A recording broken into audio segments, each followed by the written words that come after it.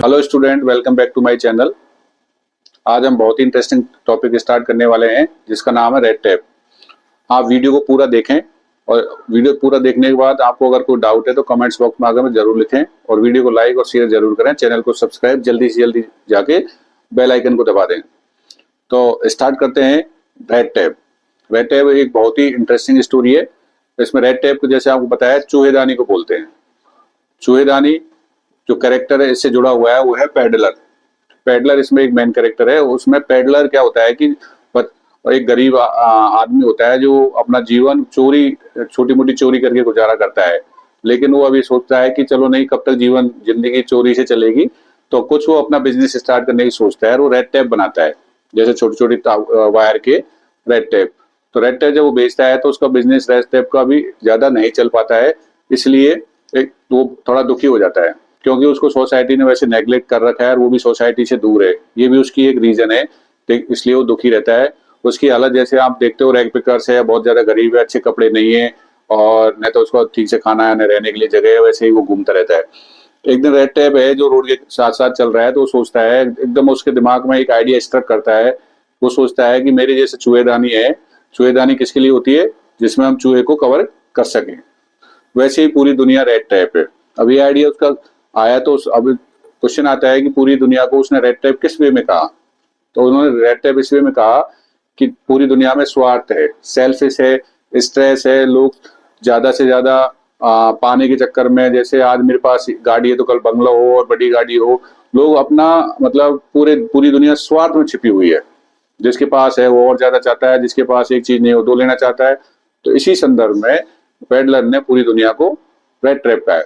तो रोड के किनारे जा रहा होता है तो उसके बाद में कहानी में ये इंटरेस्ट आता है कि वो उसको एक अंधेरा होने वाले से पहले एक उसको झोंपड़ी दिखती है, कॉटेज दिखती है। तो उसकी तरफ वो चला जाता है। कॉटेज में एक क्राफ्टर नाम का व्यक्ति रहता है।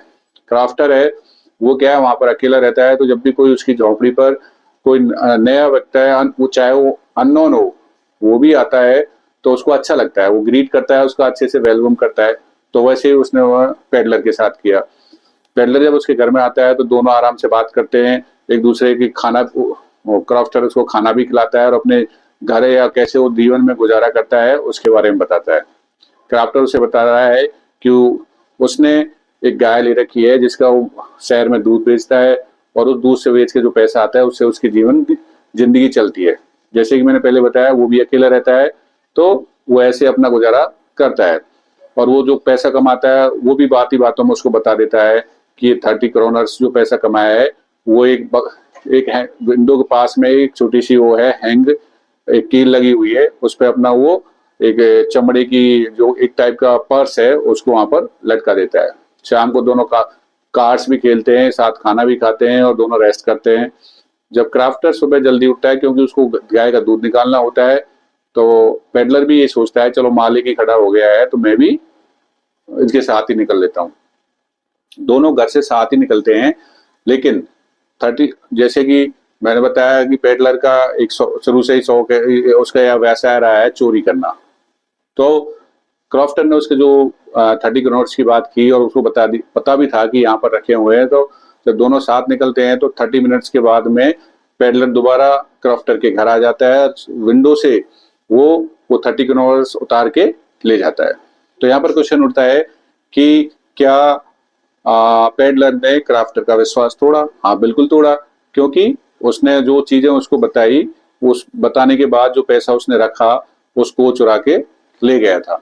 तो यहाँ पर कहीं ना कहीं उसने उसका विश्वास तोड़ लिया। अब वो पैसे अब स्टोरी में नेक्स्ट जो मोड़ आता है वो है कि अब पेडलर उसके पैसे चुरा के निकला है।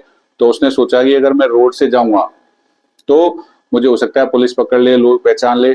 तो जंगल का रास्ता चुनता है। अब जंगल का रास्ता चुनता है तो जंगल में से सोचता है कि मैं बीच जंगल में से निकल के दूसरी तरफ चला जाऊंगा ताकि मुझे पुलिस और कोई लोग पहचाने नहीं। जब वो जंगल में चला जाता है तो जंगल में से वो बीच जंगल में जाके भटक जाता है। तो मतलब भटकने का मतलब यह है कि जिस रास्ते से वो जाता है दूसरे रास्ते से वो उसी जगह जहाँ से वो गया है वहीं पर ही आ जाता है। तो ऐसे वो काफी बार जंगल से बाहर निकलने की कोशिश करता है लेकिन बार बार उसी जगह आ जाता है। तो वहां भी उसको जंगल ने ट्रैप कर लिया एक तरह का, कि आप जिस जगह पे जाते हो बाहर निकलने के लिए सोचते हो दोबारा उसी जगह आ जाते हो। तो वो थक जाता है, शाम भी होने लगती है, जैसे इवनिंग का टाइम है, होने वाला है, क्रिसमस का टाइम है, सर्दियों का टाइम है, तो वो थक जाता है, जमीन पे गिर जाता है।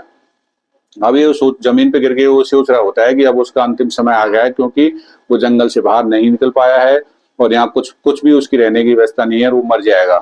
जैसे वो जमीन पे गिरता है तो जब जमीन पे उसका कान है वो टच होता है तो उसको कहीं एक हैमर की आवाज आती है ठोकने की। तो जब आवाज ठोकने की आती है तो अपने कान को लगाता है, देखता है कि किस डायरेक्शन से आवाज आ रही है और उसी डायरेक्शन में वो धीरे धीरे चल देता है। अब आगे जाकर क्या होता है दोस्तों, जब वो वहां देखता है, वो एक छोटी सी एक फैक्ट्री है आयरन की, उसमें 3-4 लोग बैठे हुए हैं, वो बड़ी चिमनी होती है उसके सामने, और पेडलर है, क्योंकि ठंड का टाइम है तो धीरे धीरे जाके दरवाजा खुला हुआ होता है उस मील का, और वो उस चिमनी जो जल रही है, आग जला के लोग बैठे हैं वहां पर जाके बैठ जाता है। अब उनको इतना पता नहीं लगा जिसके अंदर लोग हैं, कोई बाहरी व्यक्ति यहाँ पर आ गया और उनको पता तक नहीं चला। तो जैसे वहां पर बैठ जाता है तो उनको वो उसकी हालत को देख के सोचता है कोई भिखारी होगा, क्योंकि उसकी दाढ़ी बटी हुई है, उसके कपड़े फटे हुए हैं, उसका हुलिया पहचानने लायक नहीं है, ऐसे करके। तो तभी वहां थोड़ी देर बाद में एक जो आयरन मास्टर है, जो उस मील का मालिक है जहाँ पर पेडलर वो गए हैं, वो वहां पर, तो आयरन मास्टर अब वहां पर आ जाता है। अब आयरन मास्टर वहां पर क्यों आता है? क्योंकि आयरन मास्टर है जल्दी से जल्दी अपने व्यापार को बढ़ाना चाहता है और वो जल्दी से जल्दी पैसे कमाना चाहता है, इसलिए वो अपनी जितनी भी मील्स है उसमें रात में विजिट करता है, ताकि वो ये देख सके कि उसके मजदूर प्रॉपरली काम कर रहे हैं या नहीं कर रहे हैं। तो आयरन मास्टर आके उसको देखता है कि ये जो व्यक्ति नीचे पड़ा हुआ है, वो पूछता है तो उसको ऐसा लगता है कि उस व्यक्ति का हुलिया उसके साथ सेना में एक काम करने वाले कैप्टन की तरह लगता है। तो वो उस कैप्टन को सोचता है कि कैप्टन तुम यहाँ कैसे? तो जब वो पैडलर और ये सोचता है कि चलो इसने मुझे पहचाना नहीं है, ये तो अपना दोस्त कैप्टन के तौर पर मुझे पहचान रहा है, क्योंकि मैंने जैसे बताया कि उसकी दाढ़ी बड़ी हुई है तो और कपड़े फटे हुए हैं, तो वो आयरन मास्टर पेडलर को नहीं पहचान पाता और वो कैप्टन के रूप में उसको थोड़ा आइडिया लगाता है।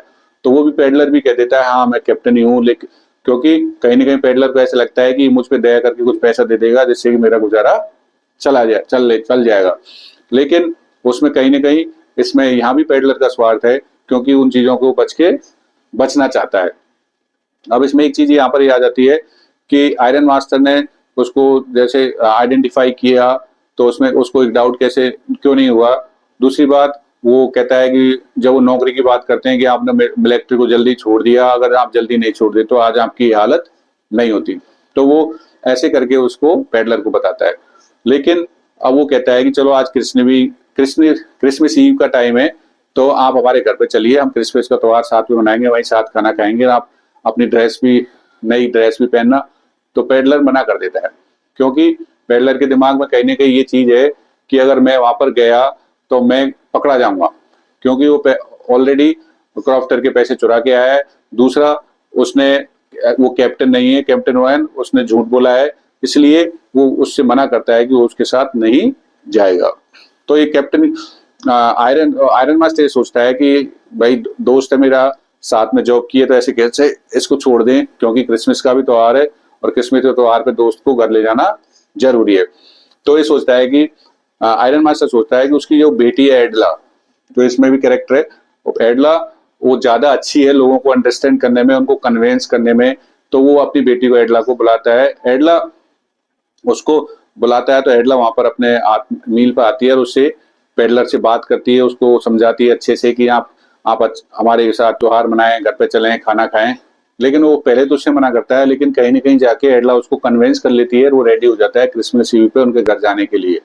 क्योंकि पेडला की जो पर्सनैलिटी है वो थोड़ी सी लविंग है, वो लोगों को अच्छे से अंडरस्टैंड करती है और लोगों के साथ अच्छा व्यवहार करती है। तो अपने व्यवहार की वजह से वो पेडलर को भी क्रिसमस ईव पे आने के लिए मना लेती है। अब होता क्या है कि वो घर पे होता है पेडलर, और वो अपने उसने जैसे हुलिया बदल लिया, अब तो उसकी शेविंग बाल भी कटवा लिए, सूट भी पहन लिया, नहा धो लिया। तब जो गेटअप था जो कैप्टन का था बदल जाएगा, क्योंकि वो झूठ बोल के बना। लेकिन जब उसने गेटअप किया तब उस दौरान आयरन मास्टर उसकी बेटी घर पे नहीं थे। अब आयरन मास्टर चर्च में गया हुआ था, तो उसने वहां सुना था कि कोई व्यक्ति है जो क्राफ्टर के 30 क्रोनर्स चोर के भाग का है, निकल आया वहां से। उसी दौरान वो क्या एकदम उसके दिमाग में स्ट्रक आता है या आइडिया आता है कि कोई हमारे घर में जो व्यक्ति हम जिसको हम कैप्टन समझ रहे हैं कहीं वो व्यक्ति वो तो नहीं है। तो भाग के वो घर पे आते हैं और गार्ड से या गेट कीपर से पूछते हैं कि हाँ अपने घर से कोई व्यक्ति कोई चीज चुरा के ले गया है। तो कहता है कि यहाँ से कोई भी चीज चोरी नहीं हुई है। वो बल्कि पेडलर है जो जिस नाम का व्यक्ति है वो आपकी बेटी एडला के नाम एक लेटर छोड़ के गया है, कुछ गिफ्ट देके रख के गया है उसके साथ। एडला और आयरन मास्टर घर के अंदर आते हैं। जब एडला देखती है उस लेटर को पढ़ के और उस गिफ्ट को देख के, तो उस लेटर में लिखा हुआ होता है कि आपने जो मेरे साथ व्यवहार किया, एक प्यार भरा व्यवहार किया और मुझे जो सम्मान दिया वो जिंदगी में किसी ने नहीं दिया, उसके लिए मैं कृतज्ञ हूँ। और मैंने 30 क्रोनर्स उस एक कॉटेज से एक मिल्कमैन से चुराए हैं, वहां भी 30 क्रोनर्स लौटा दें और मुझे अपनी मतलब माफ करें अपनी गलती के लिए। तो देखो इस तरह से एक व्यक्ति जो समाज के द्वारा नेग्लेक्ट किया गया, जो समाज के द्वारा जिसके साथ रेस्पेक्ट नहीं किया गया, वो गलत व्यवहार में गलत नेगेटिव वे में चला गया। लेकिन एक लेडी जिसका नाम एडला है, उसने उसके साथ रेस्पेक्ट से व्यवहार किया, उसको सम्मान दिया, उससे प्यार से बात की, तो उसके कहीं ना कहीं हार्ट चेंज हो गया, उसका हृदय परिवर्तन हो गया। उसने जो चोरी से जो गुजारा करता था, जो चोरी करता छोटी मोटी, वो उसने छोड़ दी, आगे समाज में ऐसी कोई गलत काम नहीं करने का प्रण लिया और समाज के साथ मुख्य धारा में पॉजिटिव रूप से रहने का प्रण लिया। तो एडला के व्यवहार ने पेडलर के जीवन में बहुत बड़ा परिवर्तन किया और उसने जितने भी बुरे काम किए वो सब छोड़ दिए। और देख लो इसी का नतीजा था कि जो 30 क्रोनर्स को चुरा के लाया था वो एडला के पास छोड़ गया और ये भी कह के गया कि 30 क्रोनर्स क्रॉप्टर में इनको लौटा दिया गया।